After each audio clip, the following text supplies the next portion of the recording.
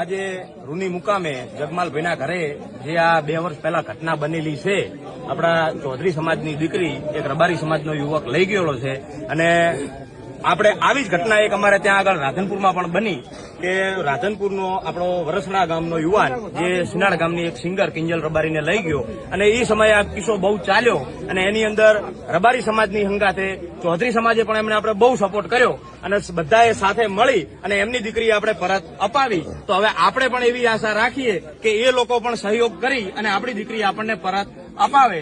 આના અનુસંધાને આજે રૂની ગામની અંદર અમે રાધનપુરથી પણ 100-200 યુવાનો આવ્યા છીએ. રૂની ગામની આજુબાજુના દરેક આપણા સમાજના ભાઈઓ અહીંયા આગળ ભેગા થયા છે અને આજે અમે એક તારીખ નક્કી કરી છે કે 18/3/2026 ગામ રૂની, તાલુકો ભાભર અને જિલ્લો વાવ-થરાદ અહીંયા આગળ ગામની અંદર સગત માતાના મંદિરે આપણે એક વિશાળ સંમેલનનું આયોજન કર્યું છે.